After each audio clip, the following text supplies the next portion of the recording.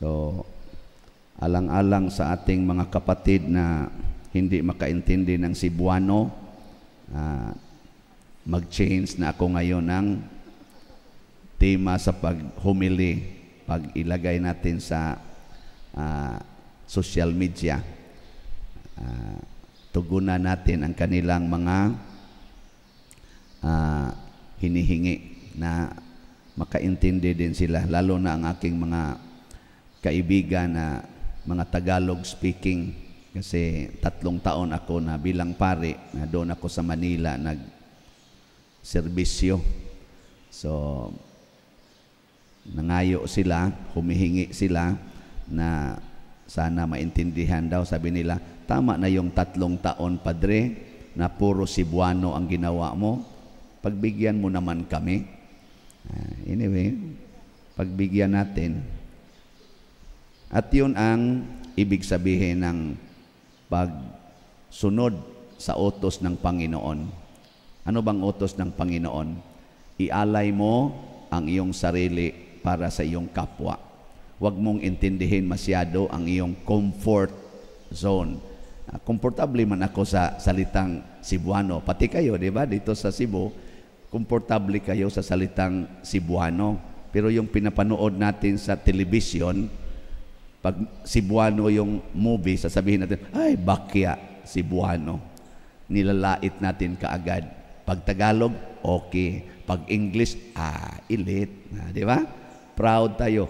Pag Korean movie, okay yan. Pag Cebuano, ay, OA, bakya. Pero pag maghumili, mag-Cebuano, okay.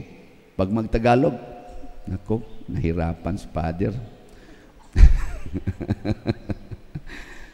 Nako ka, sa may tawag na to, anak. Mara mag-hilas. Ano ba yung hilas sa Tagalog? Sige, i-research natin yan. Ay, mga sisters natin, mga kanyan, mga Tagalog rin sila. Sige, hilas ba? Hindi ko alam. Si Jose at si Mama Mary, sila yung nagiging daanan or instrumento ng kaligtasan.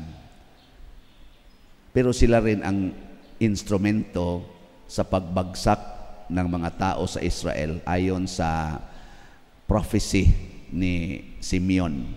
Kasi ito si Simeon, full guided by the Holy Spirit. Lagi siyang pinag-utusan ng Espiritu Santo at ang liwanag ng katotohanan ng Panginoon ay parang ibinigay sa kanya at pinangako ng Panginoon, gisaad sa Ginoo, nga hindi ka mamamatay hanggang makita mo in your own eyes, sa iyong sariling mga mata, ang Panginoon. Kamo, gisaaran ba mo sa Ginoo? May pangako ba ang Panginoon sa inyo ngayon? Anong pangako ng Panginoon?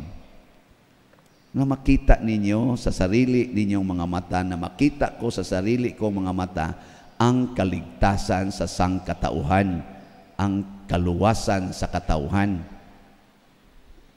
Niya, nakita na ninyo? Sige, lingian na imong tupad. Tanungin mo yung katabi mo. Tanungin mo, nakita mo na ba ang kaligtasan mo? Nakita na nimo imong kaluwasan? Oy, usually hindi natin nakita. Anong nakita natin at hinahanap natin palagi? Ang pera, ang ating comfort, ang ating pleasures in life. Ang hinahanap natin, bahay at lupa, sasakyan. Ito ba ang kaligtasan? Sa tingin ko hindi. Ano ito? Mga hadlang sa kaligtasan, mga sagabal sa ating buhay.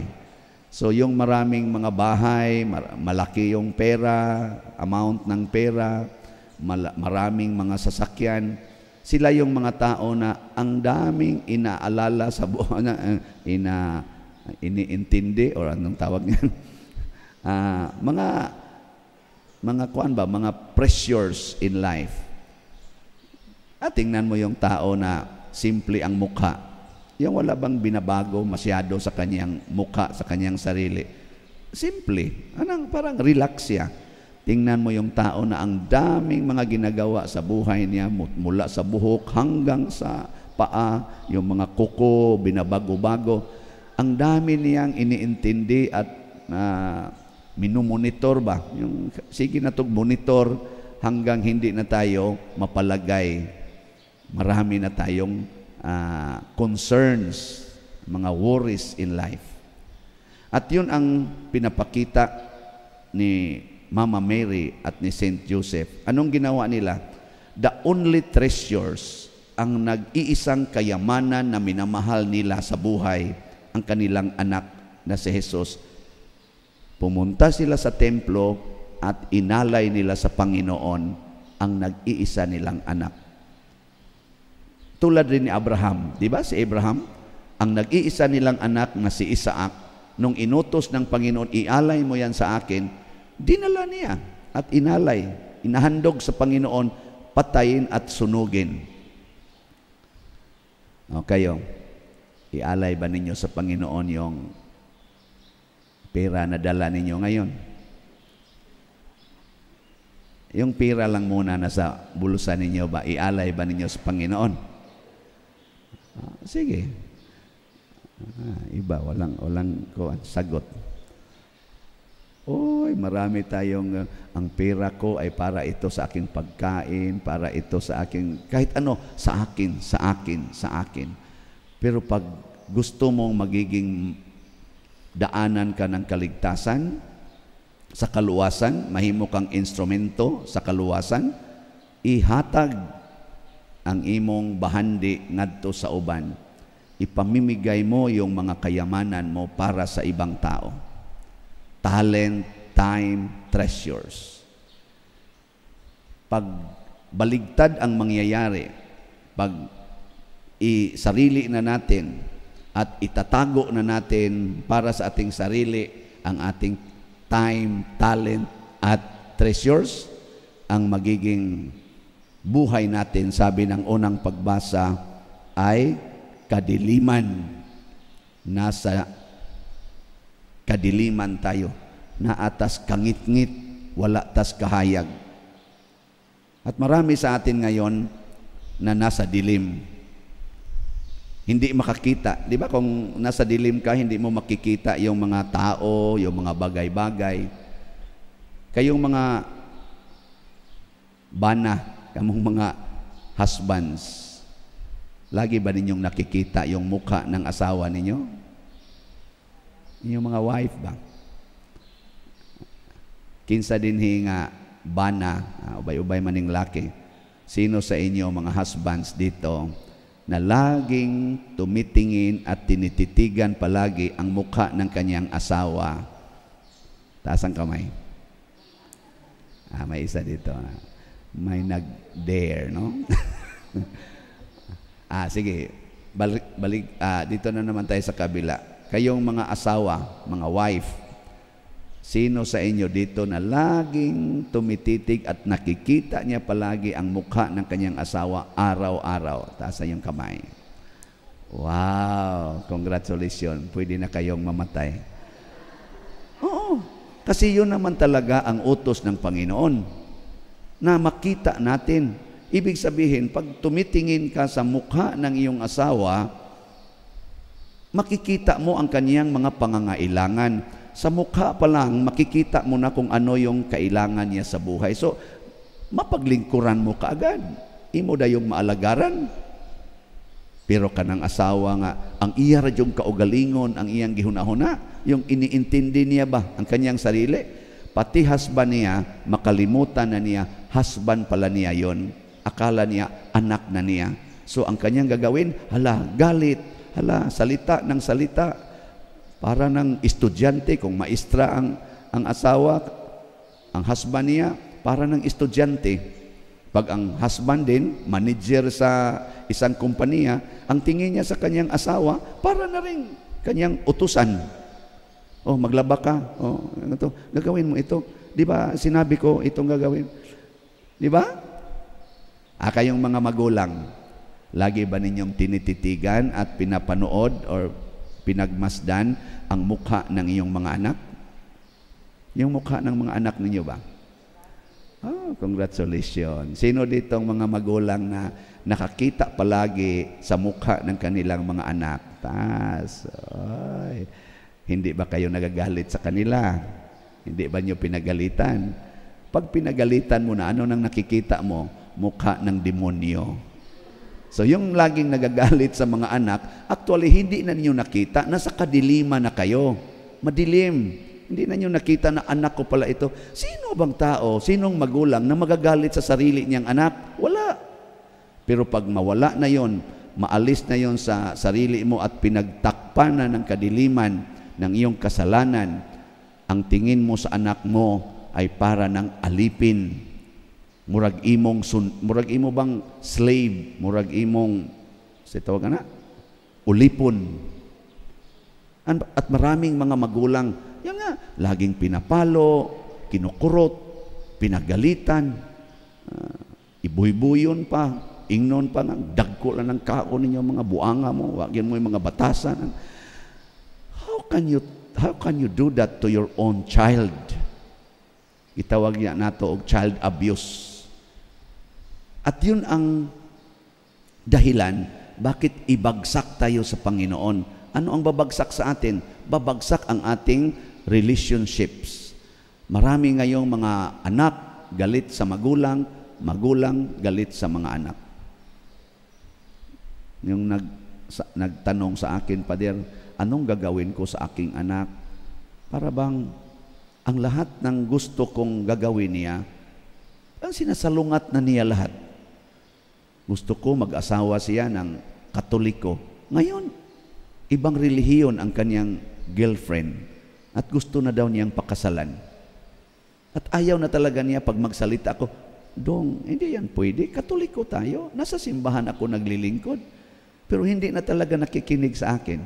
Ano bang gagawin ko? Sabi ko, hayaan ko na lang siya. Ako, hindi. Mahalin mo siya. At kanang hinumdumi ba? Katong i-recall yung maliit pa yung anak mo. Ano bang binibigay mo sa kanya? Baka yun na ang bunga sa binibigay mo sa kanya noon. Hindi mo ba siya laging kinokontrol? Yung kung anong gagawin niya, parang ipigilan mo at yung gusto mo, yun ang ipagawa mo sa kanya.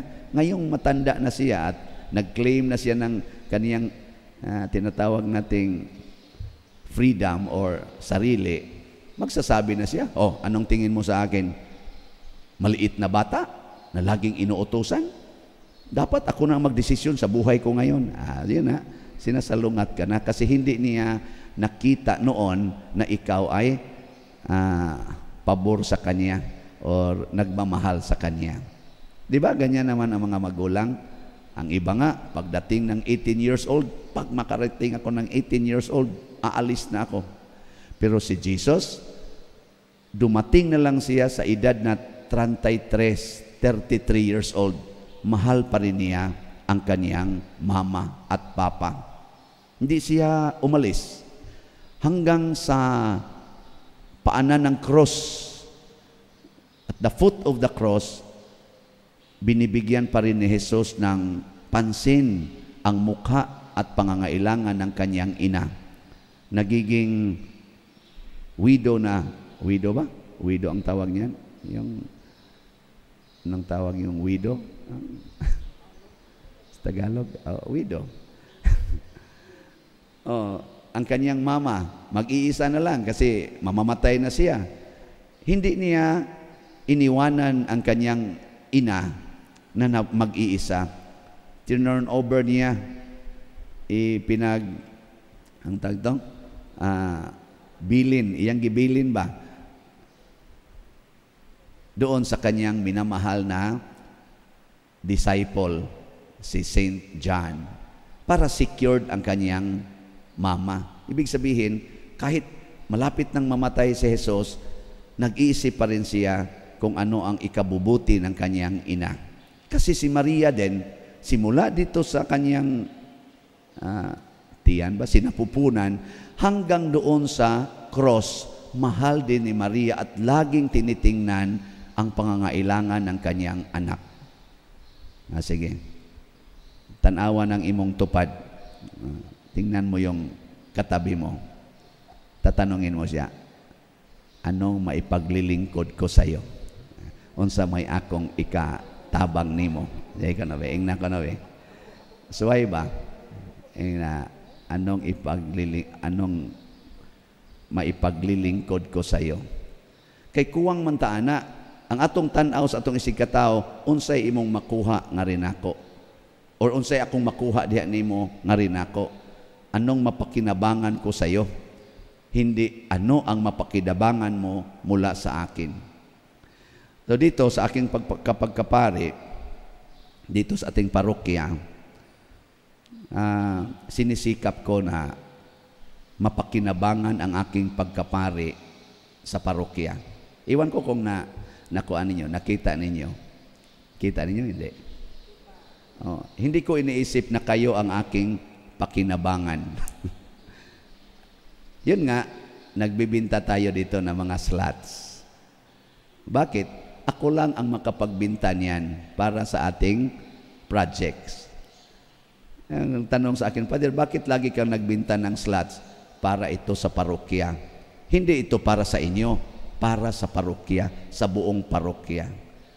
So yung pinagbibigay natin ng mga 5 kilo packed rice doon sa ating mga kapatid na mga mahihirap, around mga 3,000 families, ano yon? Galing sa inyo. Kasi bumibili kayo ng mga slots natin sa ikhak, yung edad ko halad alang sa kabos. Pero para yun sa parokya, hindi para sa akin. So ginamit ko yung aking pagkapari para sa parokya. At dahil kayo ang nag-comprise ng parokya, mga territorial at saka mga online parishioners, di napakinabangan nating lahat ang aking pagkapari. Pati rin ako, nakapakinabang din. Napahimuslan sa nako ang akong pagkapari. Okay, makakuha mo sa akong kulikta, mayroon din akong kulikta, mga konti-konti ba? Pero sa pagkapari ko yan. Ayun nga, patuloy ko pa rin ibibinta ko sa inyo ang ating mga slots. Kahapon, ang ating nabinta or nahalin nga slot sa DOPS, niabot na og 15,931 slots. Pakpak. Dako na gyud. Niya nga to sang special slot ang ikhak para sa yung binibigay natin sa mga mahihirap at ginastos natin sa ating mga expenses for Christmas dito sa parokya. Umabot na ng 18,415 slots ang ating nahalin. Di ba? Salamat kayo. Pero mayroon pang 1,585 slots. Kunti na lang. Tag 100 per slot. Pag bibilhin ninyo ito ngayon, bukas, hanggang bukas na lang ito dahil i-finalize na natin ngayong Sunday ang ating paggawa ng accounting sa lahat ng pumasok na pera during sa ating Christmas season at saka yung expenses natin. Ang main na kuan natin ginagamit yung ating ikhak at pati na rin yung ating mga gratitude, tree of gratitude and petitions. Itong mga pamamaraan na ito ginagawa ko bilang pari para sa kapakanan ng ating parokya. Utos ito ng Holy Spirit. Ito rin ang aking pag-aalay sa aking pagkapari. Buong pagkapari ko para sa simbahan, para sa ating simbahan. Yun nga, hindi lang tayo dito tumutulong or nag-spend ng ating mga biyaya. Tinutulong din natin sa ibang mga parokya. Maraming mga parokya at mga tao na outside our parish ang natutulungan. At very amazing din ang nangyayari na ang dami nating mga kapatid sa buong mundo, Luzon, Visayas, Mindanao, dito sa Pilipinas at buong mundo, nagbibigay din dito sa atin. Very amazing. Ito ang resulta sa pag-aalay. Yung mag-aalay ka ba sa iyong buhay para sa iba, babalik yan sa iyo at maipamigay mo pa sa maraming mga taong nangangailangan tulad ng nangyari ngayon dito. Maraming gumagawa nito, yung mga santo natin, sila si Mother Teresa, St. Francis of Assisi, at ito ang gusto ng Panginoon na magiging instrumento tayo sa kaligtasan. Daluyan ng kanyang biyaya, hindi hadlang dahil sa ating kasakiban. Pag mapagbigay tayo sa pangalan ng Panginoon, bibigyan niya tayo ng mas maraming biyaya dahil alam niya marami ang makapakinabang nito. Tulad ni St. Joseph, Mary, and Simeon, lagi silang nag-iisip sa kaligtasan ng Israel, ng people of God. So yun din ang ating dapat isipin palagi at mawala ang mga kadiliman sa ating buhay.